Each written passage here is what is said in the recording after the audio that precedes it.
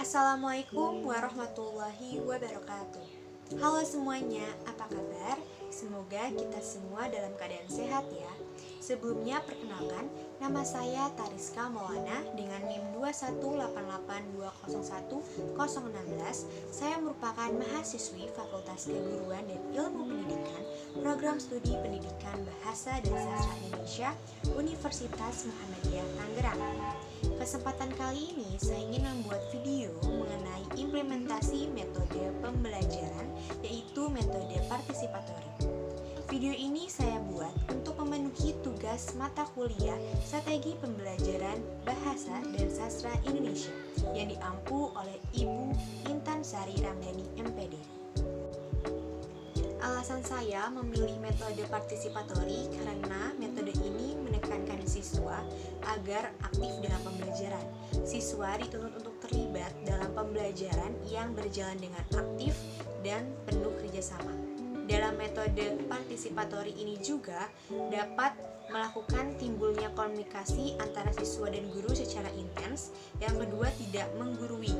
Siswa dapat bertanya dengan bebas dan terarah sehingga tidak adanya perbedaan antara satu dengan yang lainnya. Dalam metode partisipatori ini juga pembelajaran dilakukan oleh kenyataan yang ada. Teman-teman, untuk itu mari kita lihat metode pembelajaran partisipatori yang telah saya buat. Assalamualaikum warahmatullahi wabarakatuh, anak-anak. Waalaikumsalam warahmatullahi wabarakatuh, Ibu. Bagaimana kabarnya kalian semua? Alhamdulillah baik, Ibu. Alhamdulillah. Sehat, Bu. Alhamdulillah.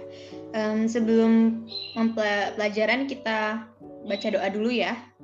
Berdoa menurut keyakinan masing-masing, berdoa dimulai.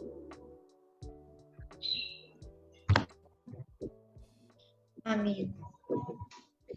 Sebelum materi, Ibu ingin mengabsen dulu ya. Yang pertama, Aulia Nida Syahida. Hadir, Bu. Khailatul Nur Himawibowo. Hadir, Bu. Rehatul Mutaharoh. Hadir, Ibu. Siti Alianita. Hadir, Ibu. Hadir semua ya. Kita akan mempelajari materi mengenai cerpen. Ibu akan memaparkan PPT ya. Oke, cerpen. Kalian ada yang tahu nggak cerpen itu apa? Ibu izin menjawab. Silahkan, Alianita. Cerpen itu cerita pendek, Bu, yang biasanya terisi dengan cerita fiksi. Apakah ada tambahan? Yang lain? Izin menambahkan, Bu. Ya, silahkan. Biasanya cerpen itu terdiri dari 5.000 kata, Bu. Ya, betul sekali. Jadi pengertiannya ada dua ahli. Yang pertama menurut Nugroho Nuto Susanto, yaitu cerpen adalah kisah cerita pendek yang dibuat dalam jumlah kata, mulai dari 5.000 kata beserta memperkirakan 17 pp kuartal spasi ganda. Menurut Nugroho ini, cerpen itu hanya berpusat pada dirinya sendiri yang berarti hanya pada satu tokoh saja. Terus yang kedua, menurut H.B. Jasin, cerpen merupakan sebuah cerita pendek yang memiliki bagian di mana terdapat struktur yang lengkap, mulai dari perkenalan, kedua ada permasalahan, dan yang ketiga ada penyelesaian dari suatu masalah tersebut. Maka dapat disimpulkan, yaitu cerpen ialah salah satu karya sastra yang berupa cerita pendek yang umumnya berisi tentang cerita fiksi maupun fantasi. Yang kedua ada struktur cerpen.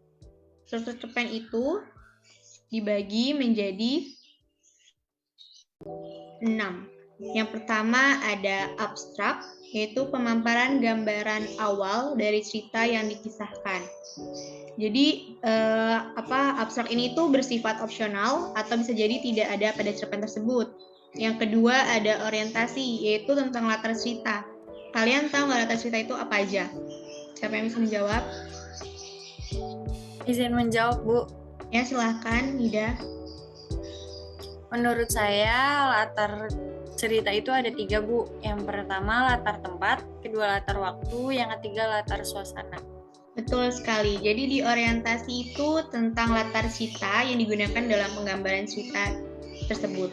Yang ketiga ada komplikasi. Komplikasi itu pemaparan awal suatu konflik dalam cerita tersebut. Yang keempat ada evaluasi, yaitu konflik masalah yang semakin memuncak. Jadi dalam evaluasi ini bagian-bagian konflik itu menuju bagian klimaks sehingga mendapatkan penyelesaian dalam masalah yang terjadi. Yang kelima itu ada resolusi, yaitu bagian akhir permasalahan yang terjadi pada cerita pendek tersebut. Dan yang terakhir koda, yaitu nilai atau pesan moral yang terdapat pada sebuah cerpen. Selanjutnya, unsur-unsur cerpen. Unsur cerpen ada 2 nih. Yang pertama unsur intrinsik dan yang kedua ekstrinsik. Intrinsik itu apa? Ada yang bisa menjelaskan? Bu izin menjawab. Ya, silahkan, Elenita. Itu adalah unsur membangun dari sebuah cerpen. Contohnya itu seperti tema, alur, penokohan, bahasa, terus latar gitu. Betul. Ada yang tahu nggak ekstrinsik itu apa? Saya, Bu. Ya, silahkan, Laila. Unsur ekstrinsik itu unsur luar yang berada dalam sebuah cerita yang juga ikut membangun jalannya suatu cerita. Betul. Kita akan membahas unsur intrinsik dan ekstrinsik ya. Selanjutnya, nah yang pertama ada tema. Ada yang tahu nggak tema itu apa dalam cerita? Kita kan pasti udah pernah belajar kan sebelum-sebelumnya. Jadi tema itu apa? Saya, Bu. Ya, silahkan. Tema itu suatu gagasan pokok atau ide pikiran tentang suatu hal, salah satunya dalam membuat suatu tulisan. Betul. Kita lihat ya, benar nggak nih yang dikatakan Laila? Nah, jadi tema ini menjadi unsur utama yang ingin disampaikan penulis pada kisah ceritanya, atau juga disebut dengan gagasan pokok. Betul. Yang kedua ada alur. Siapa yang ingin menjelaskan alur? Bu izin menjawab. Silahkan. Alur itu dalam cerita ada 3, alur maju, alur mundur, dan alur campuran. Alur ini adalah jalannya cerita. Jadi kalau alur maju itu seperti ceritanya ini tentang membahas ke depan, tentang masa depan. Tapi kalau alur mundur, dia membahas tentang hal-hal yang sudah terjadi sebelumnya. Kalau alur campuran itu ada flashback, tapi juga dia tetap maju ke depan gitu, Bu. Betul. Kita lihat ya, apa nih alur nih? Nah, betul, urutan peristiwa atau jalannya sebuah cerita. Betul, alur itu ada 3. Yang pertama alur maju, yang kedua alur mundur, yang ketiga itu alur campuran. Betul yang dikatakan tadi Elenita. Yang selanjutnya ada setting. Setting itu apa? Ada yang tahu nggak setting itu apa? Tadi kita udah bahas loh, setting itu apa? Izin menjawab, Ibu. Silahkan, Royhatul.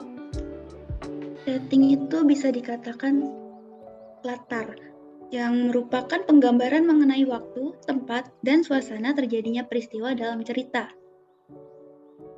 Betul, setting atau latar. Kita lihat selanjutnya, apakah betul setting itu latar? Nah, setting itu atau disebut dengan latar, ada latar tempat, ada latar waktu, ada latar suasana. Jadi dalam cerita pendek itu terdapat unsur latar. Selanjutnya, tokoh. Tokoh itu apa? Ada yang tahu? Izin menjawab, Bu. Boleh. Silakan. Jadi tokoh itu pemeran dalam cerita tersebut, Bu. Tokoh ada tokoh protagonis, antagonis, dan tritagonis atau penengah. Betul. Jadi tokoh itu dapat dikatakan sebagai pemeran yang diceritakan dalam cerita pendek tersebut. Tokoh itu emang ada disebutnya ya tadi kayak antagonis, ada tritagonis, dan lain sebagainya. Selanjutnya ada watak, perwatakan nih. Saya, Bu, izin menjawab. silakan. Watak itu perilaku seseorang yang sudah ada sejak lahir dan mempengaruhi pikiran serta tingkah laku seseorang. Betul, watak itu bisa dikatakan sifat ya. Boleh dilanjut. Jadi watak itu tuh bisa dikatakan sifat dari pemerannya. Yang tadi kayak protagonis itu baik, antagonis itu jahat, terus ada netral juga, ada yang jadi pembantu juga dalam cerita. Nah, yang ke-6 itu ada sudut pandang. Ada yang bisa menjelaskan nggak sudut pandang itu ada berapa?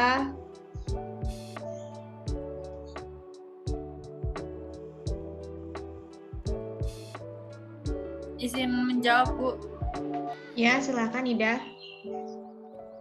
Sudut pandang yang saya tahu itu ada 3, Bu. Sudut pandang orang pertama, orang kedua, dan yang tengah gitu, Bu. Jadi orang pertama menggunakan kata ganti aku, saya, atau menyebutkan nama. Orang kedua menggunakan kata kamu, dia. Dan orang ketiga menggunakan kata kalian, mereka, dan lain sebagainya, Bu.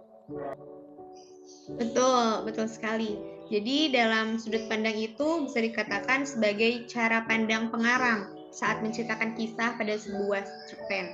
Jadi ada 3 juga tadi yang dikatakan Nida, yaitu ada orang pertama, terus orang sampingan juga ya bisa disebutkan, terus dan pengamat. Seperti itu. Lanjut, next. Yang terakhir ada amanat. Amanat ini gampang loh, apa? Ada yang bisa tahu amanat itu apa? Izin Saya menjawab. menjawab Ibu. Nah, karena Nida udah menjawab tadi, silahkan Raihatul untuk menjelaskan apa itu amanat. Baik Ibu, amanat itu pesan yang disampaikan oleh pengarang kepada pembacanya. Betul, bisa dikatakan sebagai pesan ya, pesan moral yang disampaikan oleh penulis untuk mengetahui nih dalam cerita itu apa aja sih pesan-pesannya yang bisa kita ambil. Oke, lanjut. Nah, tadi kan kita udah membahas unsur intrinsik kan, sekarang kita membahas unsur ekstrinsik. Ada yang tahu nggak nih ekstrinsik itu apa sih? Yang tadi udah dikatakan?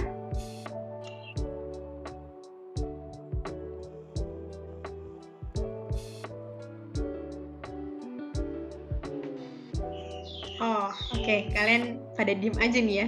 Unsur ekstrinsik itu bisa dikatakan sebagai unsur luar atau unsur membantu dalam cerita pendek tersebut. Selanjutnya, unsur ekstrinsik itu ada beberapa nih. Yang pertama, terdapat latar belakang dari pengarang. Biasanya, latar belakang pada kisah cerpen ini berasal dari pengalaman pribadi pengarangnya.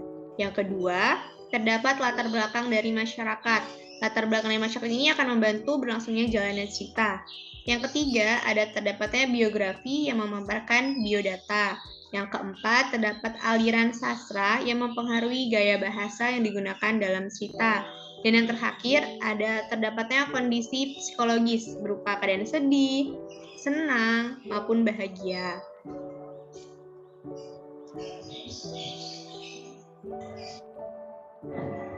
Untuk materi cerpen ini cukup sampai sini saja. Mungkin next time kita akan mempelajari lebih dalam lagi. Untuk itu, apakah ada yang ingin bertanya? Dipersilahkan. Ibu, saya ingin bertanya. Oke, silakan Raihatul. Tadi di dalam unsur intrinsik itu ada tema. Apakah tema itu penting dalam sebuah cerita pendek, Bu? Bagus sekali pertanyaannya. Jadi dalam tema itu yang tadi saya katakan bahwa itu adalah salah satu unsur terpenting ya, karena dia tuh mendukung dalam suatu cerita. Apabila kita membuat cerita pendek tidak ada temanya, itu akan membingungkan kan. Ini apa nih pesannya nih? Ini apa nih temanya? Tema itu kan seperti kayak tema kesusilaan, tema sosial. Jadi kita harus mencari tahu dulu apa itu temanya. Baru kita mengetahui judulnya, segala macamnya, seperti itu. Apakah ada yang ingin menambahkan nih? Siapa tahu ada yang ingin menambah? Ya, silahkan. Ibu, saya izin menambahkan. Ya, silahkan, Laila. Tema dalam cerita pendek itu penting karena tema salah satu unsur pembangun dalam sebuah cerita. Betul sekali. Itu yang benar dikatakan Laila tadi, karena tema itu merupakan unsur mendukung, unsur penting dalam satu cerita tersebut. Ibu, saya izin menambahkan. Ya, silakan Aulia. Jadi tema itu adalah pokok yang ada dalam cerita dan menjadi unsur yang membuat dan mendasari sebuah cerita. Jadi ketika nggak ada tema dalam cerita atau nggak ada dasar dalam cerita, maka cerita tersebut tidak bisa dibuat atau dikarang. Bagus sekali. Kelas ini kayaknya pada pintar-pintar banget ya. Untuk itu, karena kita sudah, insya Allah semua udah pada paham, Ibu akhiri ya. Wassalamualaikum warahmatullahi wabarakatuh. Waalaikumsalam warahmatullahi Terima kasih ya semuanya. Terima kasih. Demikian video yang telah saya buat. Semoga video tersebut dapat bermanfaat bagi kita semua. Terima kasih yang sudah menyaksikan video pembelajaran tersebut. Wassalamualaikum warahmatullahi wabarakatuh.